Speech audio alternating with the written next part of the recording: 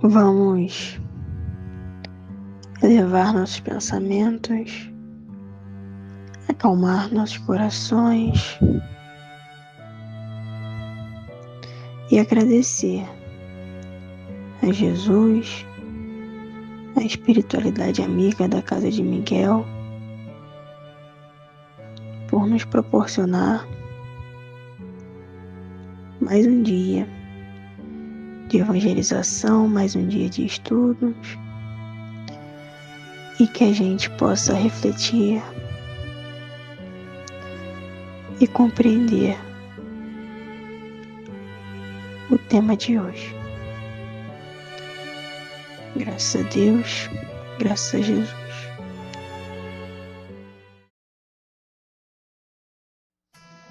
Uma história sobre respeito, o laço do amor. Felipe era um menino muito esperto. Ele morava com seus pais e era filho único. Um dia, durante o café da manhã, seus pais disseram: "Temos uma novidade para lhe contar, filho." Felipe ficou empolgado e começou a imaginar muitas coisas. "Vamos no parque de diversões? Ou vamos tomar sorvete? Já sei, vou ganhar uma bicicleta nova", dizia o garoto sem parar. Então, a mãe de Felipe disse: "Não é nada disso, meu filho. Acalme-se. A novidade é que sua avó vem morar conosco." Confuso, o menino perguntou: "Mas ela não vive em outra cidade? Por que ela vem morar conosco? Onde ela vai dormir?" "A vovó está ficando mais velha e precisa de ajuda. Morando longe, não podemos cuidar dela. Por isso, ela vai ficar aqui e vai dividir o quarto com você, filho", respondeu o pai de Felipe. O menino não gostou muito da novidade. Aliás, ele ficou bem irritado. Ele não queria dividir seu quarto com ninguém. No dia seguinte, a vovó chegou.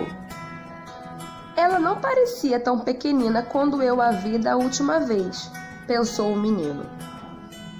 Os dias passavam e Felipe ficava cada vez mais irritado.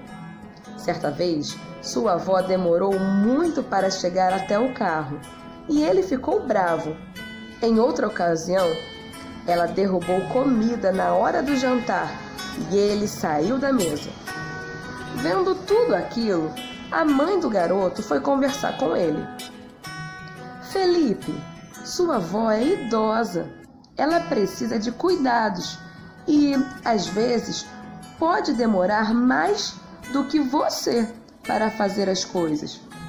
Quero que você se lembre de que quando era pequeno, ela cuidava de você com muito carinho e paciência. Agora é a sua vez de cuidar dela." Após conversar com a mãe, Felipe parou para refletir. "Como eu pude ser tão injusto com a vovó?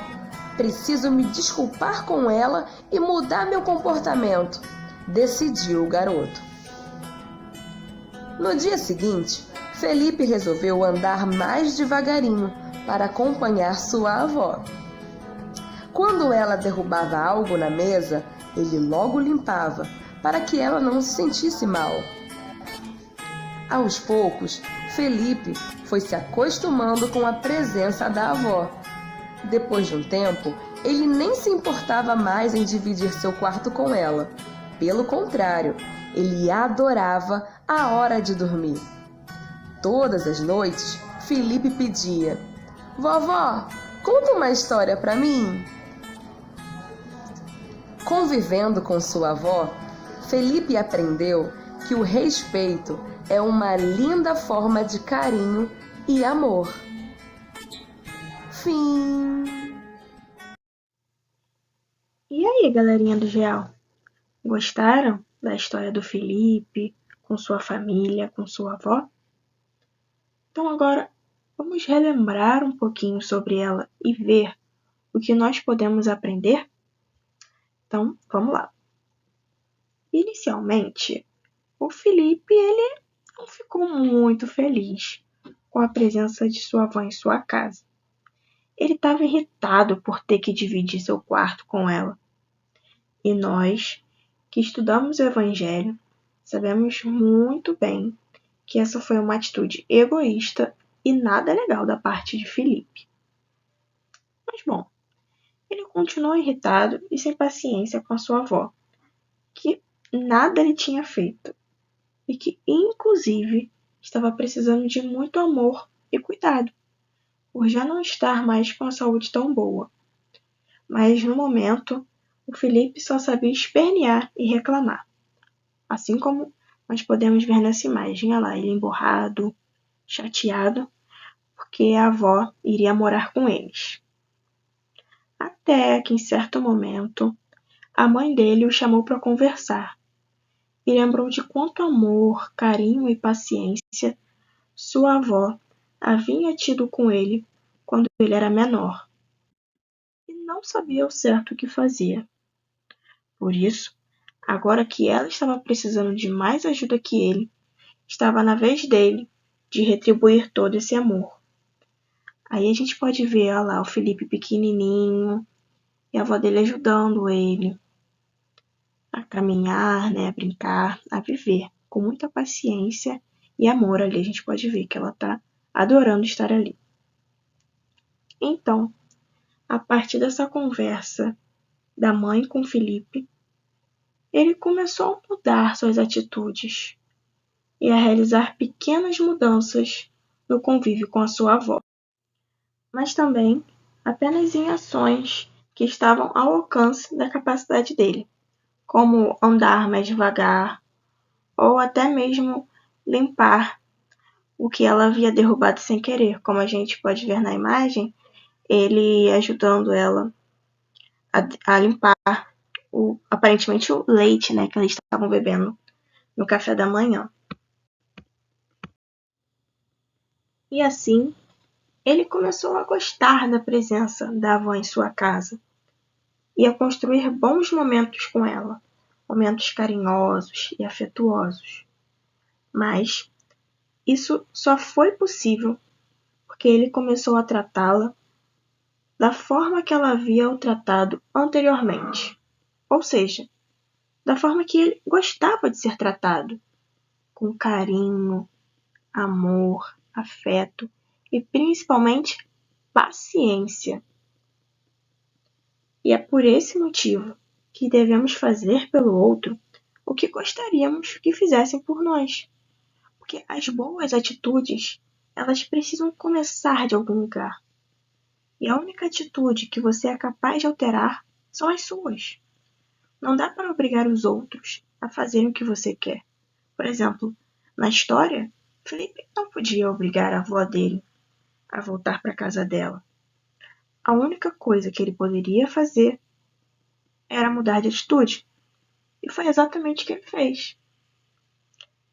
E é por isso que, por exemplo, se na escola se tem um colega que trata mal os outros amiguinhos, quem deve fazer a diferença são vocês. A começar a tratar todos bem, sendo educado, não falando mal dos outros, não falando sobre as características físicas de alguém, ajudando os outros colegas em momentos adequados, em alguma matéria ou atividade que você seja bom e tenha mais facilidade. Porque assim vai ser possível se iniciar uma corrente do bem. E através do seu exemplo, outras pessoas podem se inspirar e também começarem a ser gentis com o próximo. Então, toda essa bondade só vai continuar aumentando e os dias vão ficar mais felizes, mais leves e mais tranquilos, assim como foram os dias de Felipe com a sua avó. E assim, com toda essa vontade de tratar bem o próximo, de espalhar amor, de ser gentil, de ser paciente com quem está do nosso lado, a gente termina o estudo de hoje e espero que vocês Tenham uma ótima semana e um ótimo dia. Beijo, galera!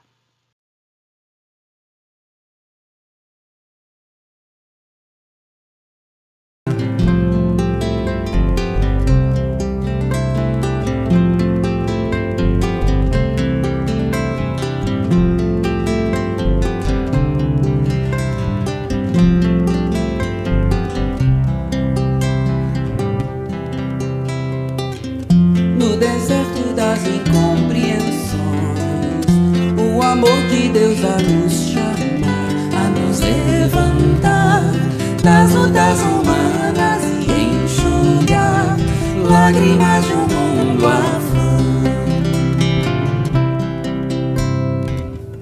Em Damasco, num portal de luz, o inolvidável tecelão vai se encantar com a visão celeste se curvar ante o seu mestre, se ofuscar com a luz amiga e entender a razão da vida, enfim. Palavra em harmonia, canções maestramente entoadas por anjos de esferas sublimadas, ao clarão que ofusca o brilho do sol, compadecido, inspirado, amável. Percorre os caminhos, acalma o gemido dos aflitos, de todos os irmãos pequeninos, dos sedentos de Deus, de amor, pois tu és o meu vaso escolhido. Necessário se faz amar, renovar-se no entendimento. Necessário é trabalhar, ser fiel no pouco e no muito. Necessário é esperar, a esperança é companheira. Necessário é perdoar, o amor mais puro se doa.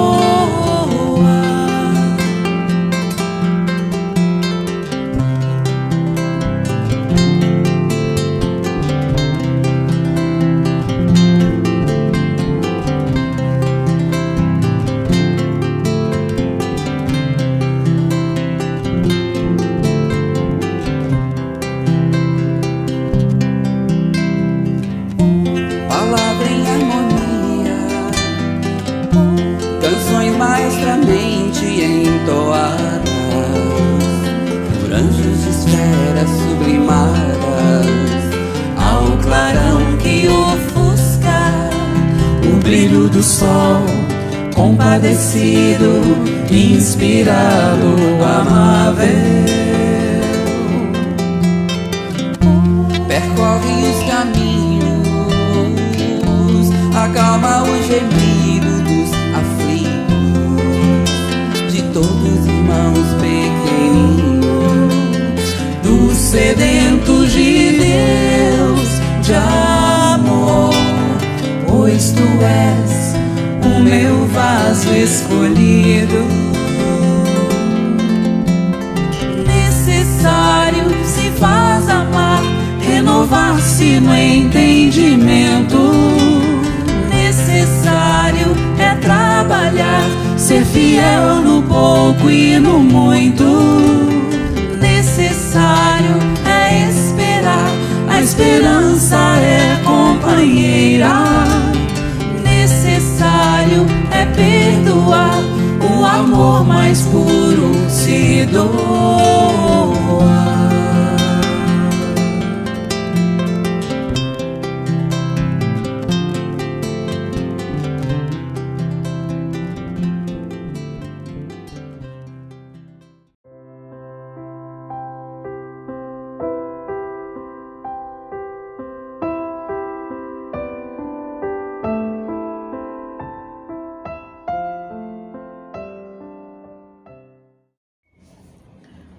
Boa noite, eu sou Fátima Queiroz, estou aqui para dar as boas-vindas à reunião pública virtual do Centro Espírita Miguel. Hoje temos a novidade de um jornalzinho novo em folha, acabou de chegar, e que a gente convida para vocês verem quais são as novidades desse mês, as atividades, as campanhas, enfim, os cursos, todas as atividades do centro, os horários de evangelização, etc. Hoje nós teremos o nosso companheiro Edson Morgado, que trará o tema Muitos são os chamados, poucos os escolhidos.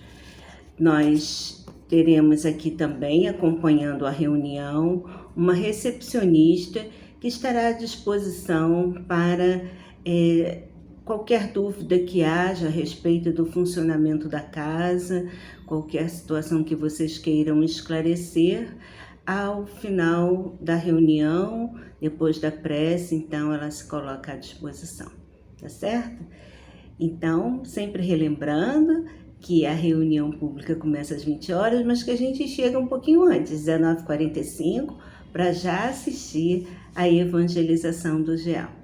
Então, vamos aproveitar as reflexões da noite de hoje que o Edson irá trazer e convidando a todos para que tenhamos uma boa noite de reflexões, de estudos e que possamos estar sendo visitados nos nossos lares pela espiritualidade amiga da casa. Uma boa noite a todos.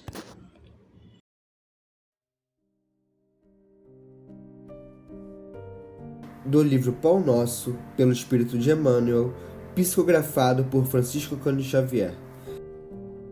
Item 20. A marcha. Importa, porém, caminhar hoje, amanhã e no dia seguinte.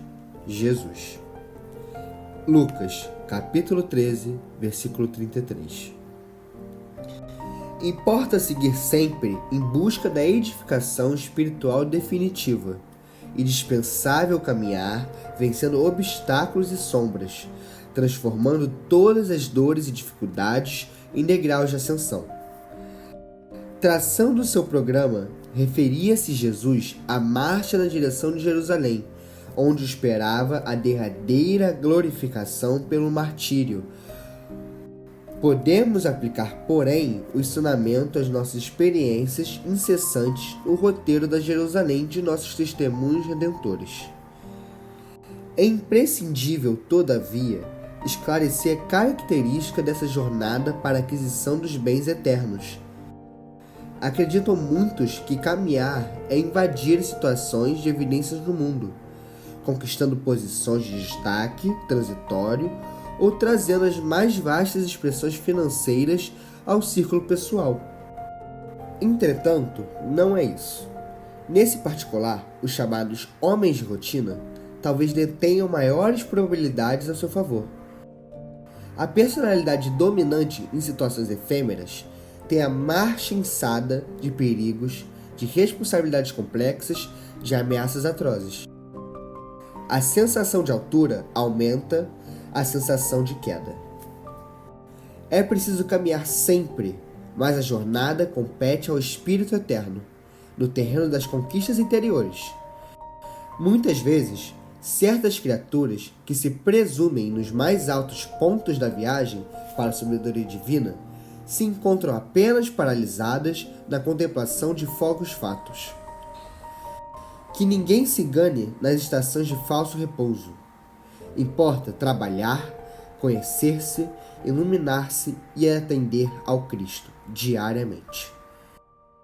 Para fixarmos semelhante lição em nós, temos nascido na terra, partilhando-lhe as lutas, gastando-lhe os corpos, e nela tornaremos a renascer.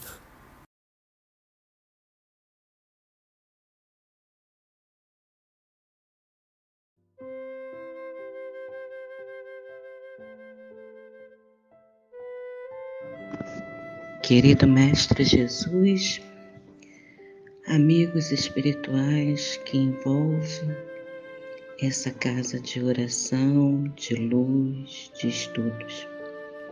Neste momento, elevamos o nosso pensamento para pedir o amparo para esta reunião que se inicia.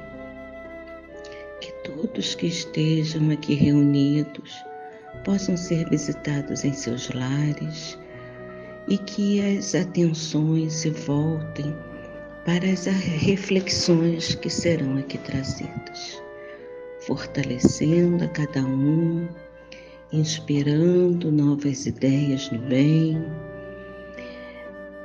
e também na perseverança para o enfrentamento de qualquer situação que nos chegue.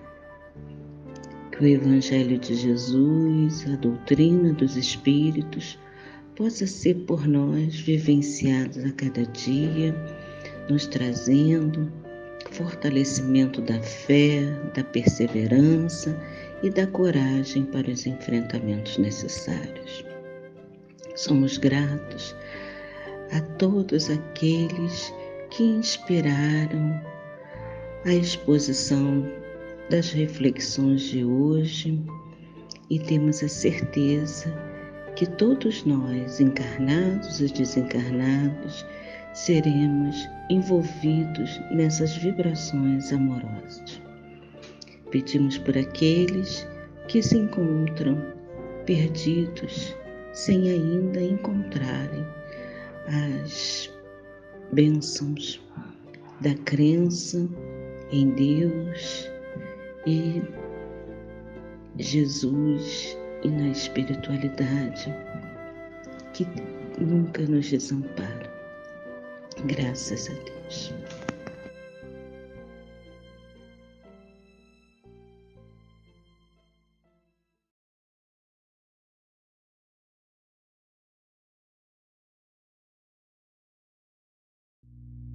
Olá, saudações fraternas a todos os amigos que nos assistem no nosso canal do YouTube.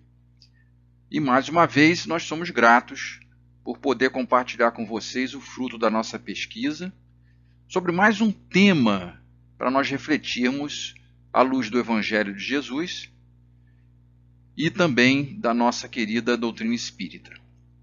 Que o Mestre Nazareno nos abençoe, ajudando-nos a absorver o aprendizado dessa noite. Hoje nós vamos conversar sobre uma conhecida frase de Jesus anotada por Mateus, lá no capítulo 22, versículo 14, que diz o seguinte: porque muitos são os chamados, mas poucos os escolhidos. Vamos lá? Essa máxima de Jesus intitula o capítulo 18 do nosso livro base, o Evangelho segundo o Espiritismo. Capítulo esse que discute 4 passagens de Jesus. São elas: a parábola da festa de núpcias, da qual é extraída a frase muitos os chamados, mas poucos os escolhidos; a lição da porta estreita, anotada tanto por Mateus, lá no capítulo 7, como também por Lucas, no capítulo 13. A passagem relatada por Mateus, lá no capítulo 7 do seu Evangelho, em que Jesus assevera que nem todos os que me dizem Senhor, Senhor, entrarão no reino dos céus. E ainda, a passagem do Evangelho de Lucas, em que Jesus nos ensina que muito se pedirá àquele a quem muito se houver dado. De certa forma, esses 4 momentos estão relacionados e não por acaso foram reunidos por Kardec no mesmo capítulo. Por quê? Porque eles convergem para um ensinamento maior do Cristo. E é essa a envoltória da nossa conversa de hoje. Nas próximas 2 reuniões, nós teremos os estudos, respectivamente, da parábola das festas de núpcias, por nosso irmão Edivaldo, e da lição da porta estreita, por nossa irmã Fátima Queiroz, na semana seguinte. E que devem eles trazer uma visão mais detalhada e contextualizada dessas 2 passagens do Cristo. Para a gente reduzir um pouco a redundância, vamos aqui abordar o tema desse capítulo de uma forma menos particularizada. Apesar disso, a gente não pode deixar de apresentar a parábola de Jesus que serviu para nortear as nossas reflexões dessa noite, e que foi assim contada por Mateus. O reino dos céus é semelhante a um homem-rei, que faz as bodas a seu filho, e mandou os seus servos a chamar os convidados para as bodas, mas eles recusaram ir. Enviou de novo outros servos, com este recado: dizei aos convidados: eis aqui tenho preparado o meu banquete, os meus touros e os animais cevados estão mortos, e tudo pronto. Vinde às bodas. Mas eles desprezaram o convite, e se foram, um para a sua casa de campo e outro para o seu tráfico. Outros, porém, lançaram mal dos servos que ele enviara, e depois de os haverem ultrajado, os mataram. Mas o rei, tendo ouvido isso, se irou, e tendo feito marchar seus exércitos, acabou com aqueles homicidas e pôs fogo à sua cidade. Então disse aos seus servos: as bodas com efeito estão aparelhadas, mas os que foram convidados não foram dignos de se acharem no banquete. E depois as saídas das ruas, e a quantos achardes, convidai-os para as bodas.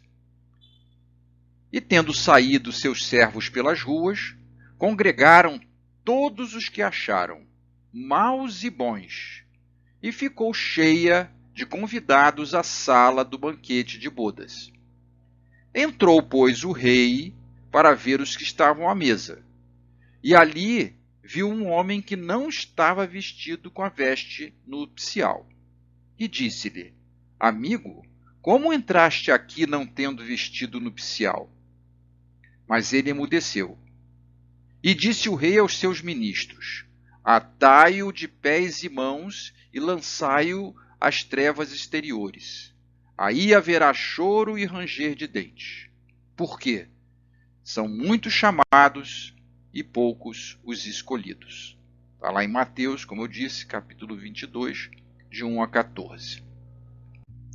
Dentre as possíveis interpretações da lição da parábola de Jesus, nós podemos entender o chamamento das pessoas para as bodas de seu filho, ordenado pelo rei, como sendo as oportunidades que nós recebemos do Criador para encontrar o rumo da própria felicidade.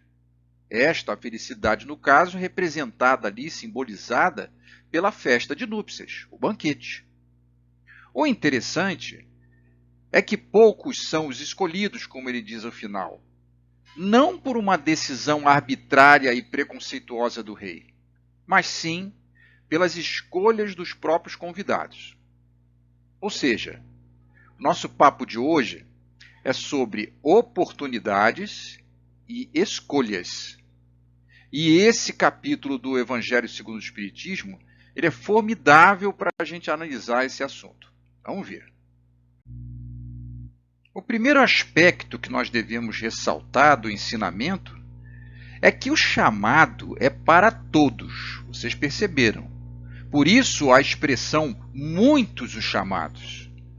Além disso, no último convite ordenado pelo rei, vocês devem reparar que os seus servos saíram pelas ruas congregando todos os que se achavam, maus ou bons, ficando cheia de convidados à sala do banquete de bodas.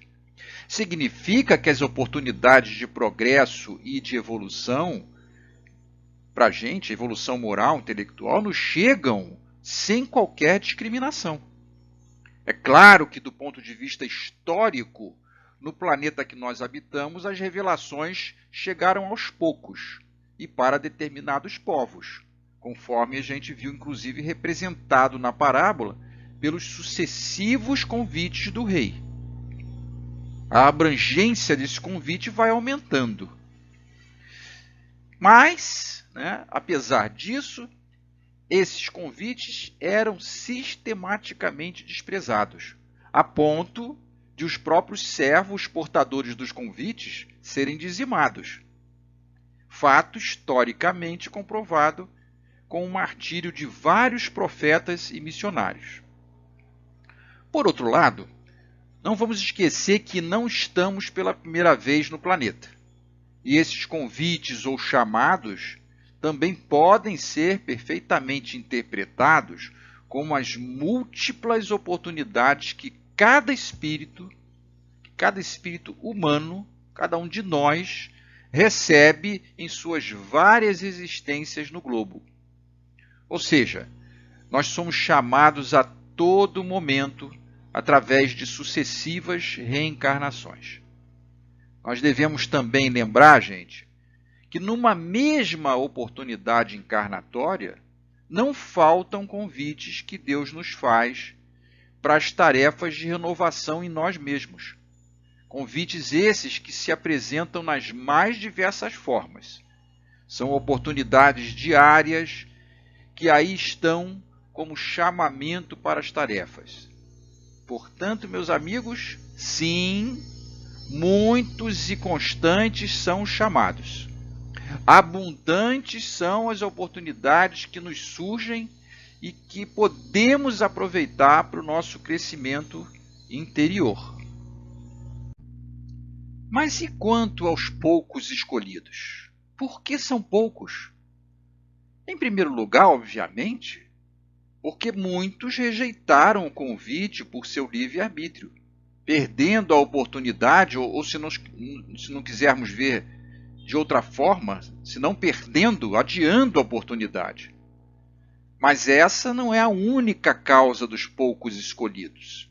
Reparem que, mesmo entre os que aceitam o convite e adentram a sala de banquete, o rei faz restrição àqueles que não trajavam a veste nupcial e os expulsa. E aí é que nós começamos a entender que a veste nupcial representa o que Deus, ou sua lei universal, exige de nós para alcançar a felicidade. Novamente, a felicidade aí representada pelo banquete das bodas. A veste nupcial é a nossa busca pela transformação moral, como que a vestir uma roupa mais fina, mais brilhante.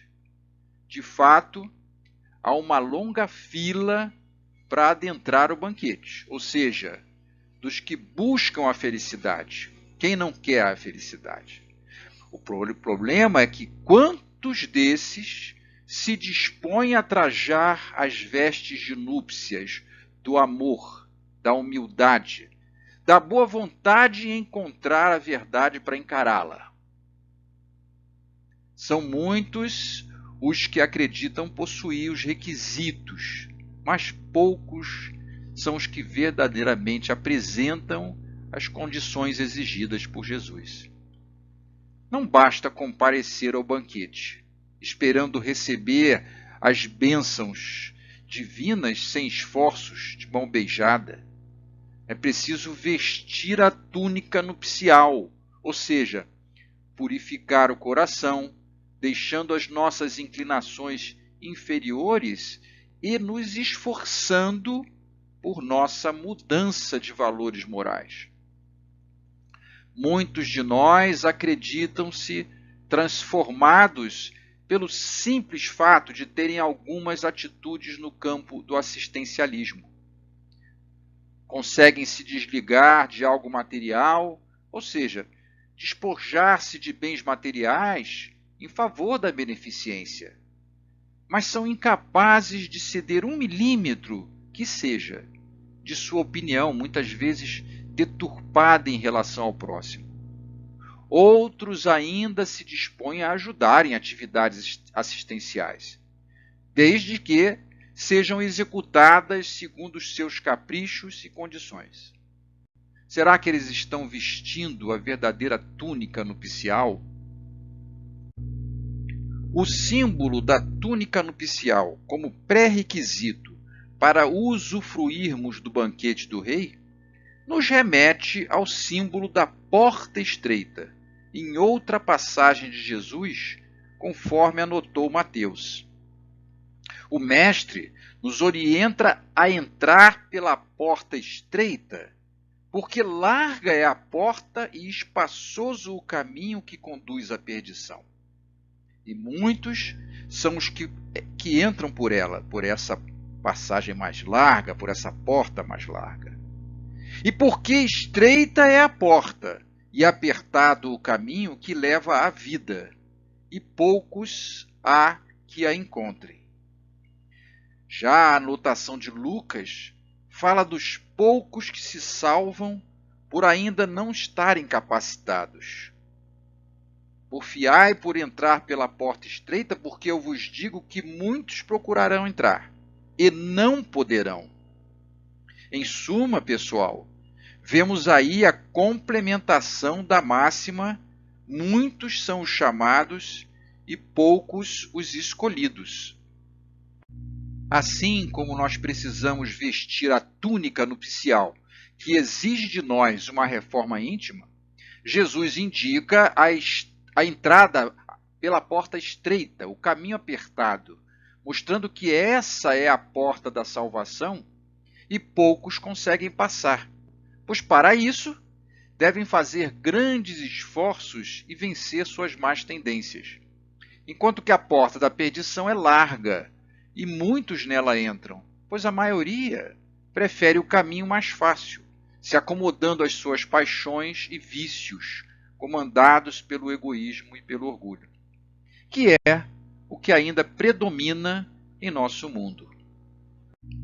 Mais adiante, ainda no capítulo 7 do Evangelho de Mateus, vamos encontrar outra passagem que Jesus assevera o seguinte: nem todos os que me dizem Senhor, Senhor, entrarão no reino dos céus. Apenas entrará aquele que faz a vontade de meu Pai que está nos céus. Mais uma vez, o Mestre apresenta as condições de entrada no reino dos céus, que nada mais é que o estado de espírito de paz e de alegria que nós todos almejamos e que chamamos de felicidade. Esse é o reino dos céus, né? Prometido por Jesus. Nessa passagem, a condição imposta é o quê? É fazer a vontade do Pai Criador. E o que é a vontade de Deus, gente? Senão que seus filhos progridam e evoluam através do exercício do bem. Apenas aceitar Jesus, adorando-o como Senhor, Senhor, não é suficiente. Somente atos exteriores de devoção não bastam. É preciso combater o orgulho, o egoísmo e a cupidez sempre, procurando sempre ser caridosos e indulgentes com os nossos semelhantes. Não é essa a vontade desse Pai amoroso e misericordioso que Jesus nos revelou, nos ensinou a enxergar? Aliás, talvez fosse interessante nos perguntarmos com mais frequência por qual razão chamamos tanto Jesus se continuamos a fazer somente aquilo que nós queremos, segundo os nossos desejos e caprichos, independente das orientações que nós recebemos dele mesmo e de seus amorosos enviados. Uma boa pergunta, né? Finalmente, dentro desse contexto dos muitos os chamados e poucos os escolhidos, vale acrescentar a ponderação do Cristo na passagem em que ele esclarece, conforme anotado por Lucas, que muito se pedirá àquele a quem muito se houver dado, e maiores contas serão tomadas àquele a quem mais coisas se haja confiado. Então, nessa passagem, o Mestre se refere à relatividade das consequências de nossas escolhas, dependendo da nossa maior ou menor ignorância em relação à vontade de Deus. Disse o Mestre literalmente, fazendo uma analogia a uma história: o servo que souber da vontade do seu amo, e que, entretanto, não estiver pronto e não fizer o que dele queira o amo, será rudemente castigado. Mas aquele que não tenha sabido da sua vontade, vontade do amo, e fizer coisas dignas de castigo, menos punido será. Por exemplo, gente, se considerarmos que o Espiritismo nos esclarece muitos ensinamentos de Jesus de uma forma mais profunda e clara, isso traz para nós espíritas uma responsabilidade maior, pois muito será pedido para que muito recebeu. Em compensação, para aqueles que aproveitam ou que aproveitarem esses ensinamentos, muito será dado. E como saber se nós estamos aproveitando ou não os ensinamentos de Jesus? Estamos ou não colocando-os em prática? Este mesmo capítulo do Evangelho segundo o Espiritismo, que nós estamos estudando, ele nos dá a resposta. Pelas suas obras é que se reconhece o verdadeiro cristão. Veja lá, no final desse capítulo, a instrução do Espírito Simeão. Enquanto espíritos no estágio hominal da evolução, o livre-arbítrio nos proporciona o poder das escolhas e somos responsáveis por elas, inclusive pelas consequências e pelos males que nós causamos aos nossos semelhantes. Inevitavelmente, gente, em nosso caminho de aprendizado, nós cometemos deslizes. Mas quantas vezes nós vamos precisar cair para perceber as armadilhas que nos esperam ao atravessar a porta larga? Aquela mais fácil, aquela que representa a acomodação, que representa a nossa inércia em relação à necessidade evolutiva. Quantas experiências malogradas nós vamos precisar repetir para buscar o caminho da porta estreita? Que sim, exige renúncia, exige esforço íntimo de regeneração, mas nos reserva uma passagem segura para uma melhor condição da nossa consciência. Acho que nós já estamos convencidos que cada oportunidade que o universo nos concede exige de nós uma escolha. E que cada escolha gera uma oportunidade evolutiva. Como não somos perfeitos, cada queda nos confere um aprendizado. Mas cada atitude gera uma consequência.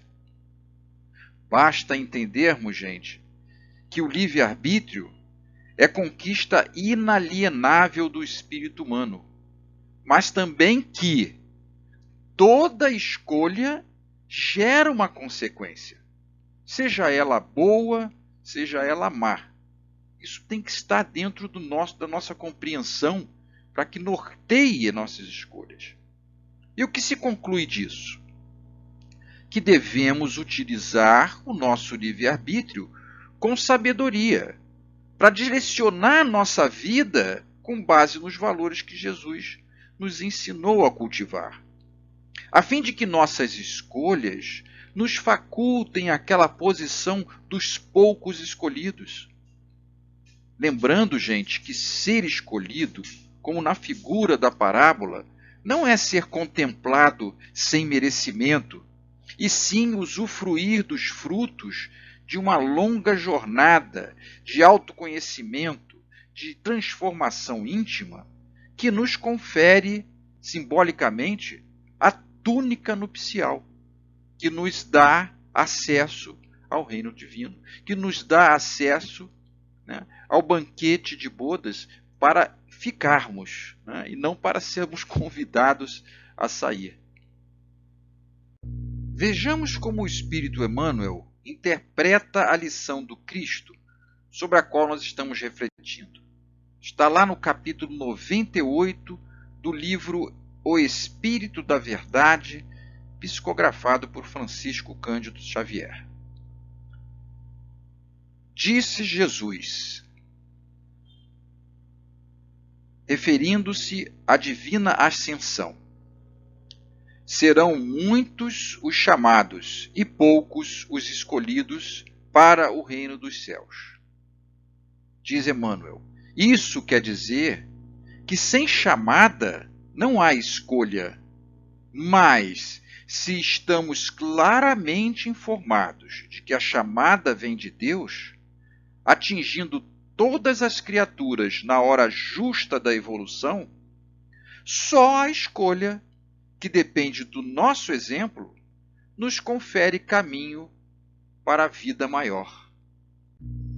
Que bacana a interpretação de Emmanuel se referindo à explanação de Jesus sobre como funciona a nossa divina ascensão, a nossa evolução enquanto espíritos imortais que somos.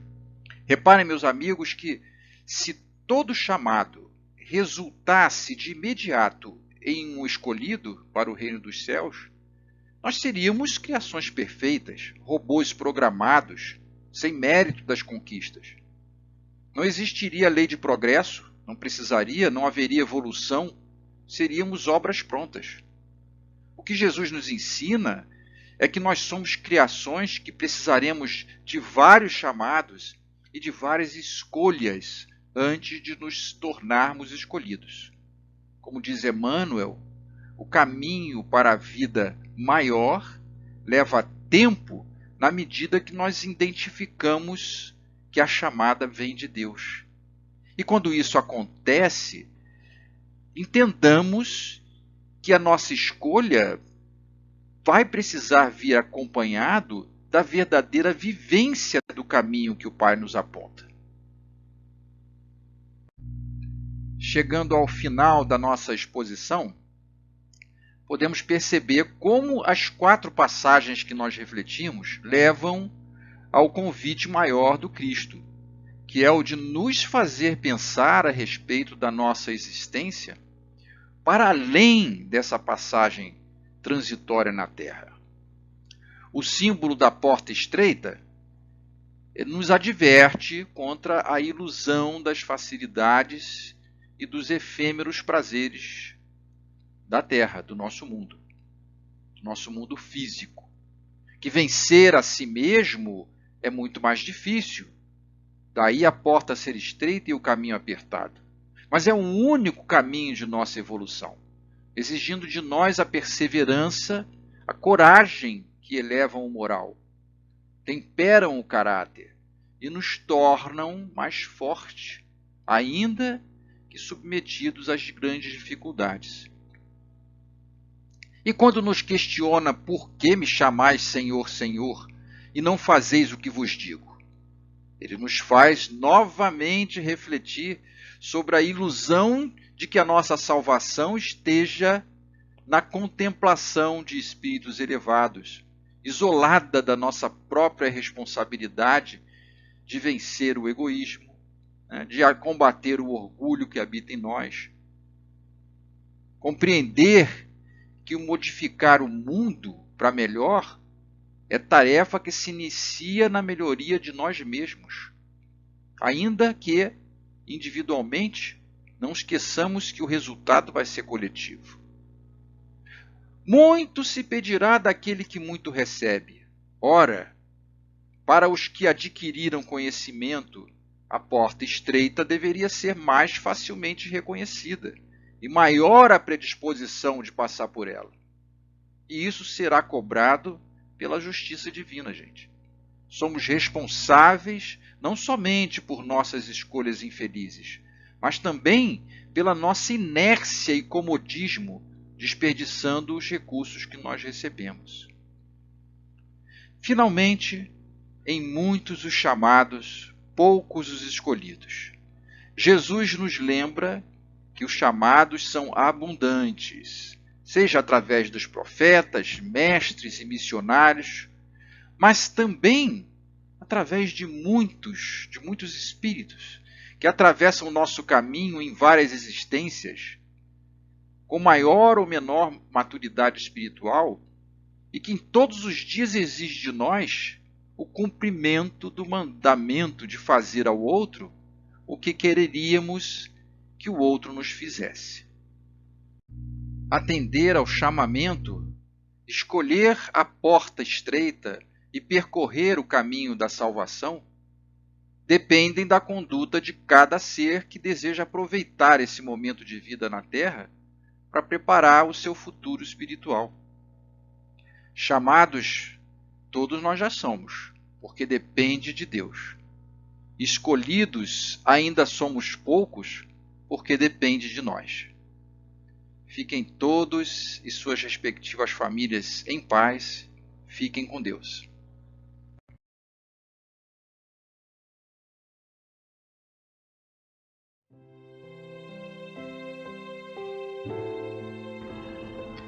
Mestre Jesus, amigo de todas as horas, obrigado por mais essa oportunidade de nos instruirmos, com o fim de nos aproximarmos de Ti e de nosso Pai Criador.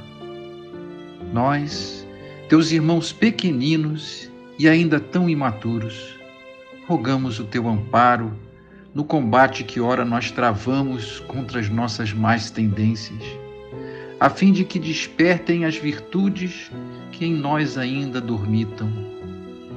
Que os espíritos benevolentes de Tua seara possam nos inspirar a tirar o melhor proveito desses momentos de reflexão, a fim de estarmos atentos ao nosso programa reencarnatório que o Deus Pai nos concedeu, visando ao nosso progresso e ao nosso crescimento espiritual. E de nossa parte, possamos valorizar cada minuto da experiência nessa grande escola que é o planeta Terra, buscando sem cessar a sintonia com os Teus elevados ensinamentos, orando e, sobretudo, vigiando. Abençoes o Centro Espírita Miguel, que nos acolhe, bem como todos aqueles que colaboram na execução dos seus elevados propósitos, seja na dimensão física como na espiritual. Rogamos, enfim, Mestre, por todos os nossos irmãos em humanidade, encarnados e desencarnados, particularmente pelas almas sofredoras de todo matiz, que neste momento mais carecem do Teu amor infinito. E assim, em Teu divino nome, e sobretudo em nome de Deus, rogamos a permissão do alto para encerrar o encontro desta noite. Que assim seja.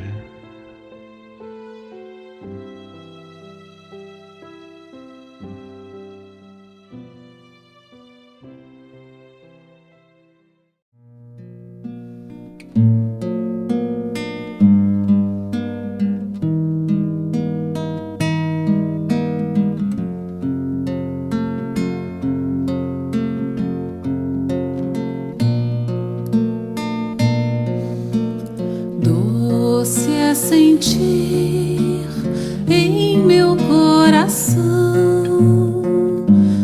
humildemente vai nascendo amor. Doce é saber, não estou sozinho, sou uma parte dessa imensa vida que generosa reluz em torno a mim, imenso dom do Teu amor sem fim.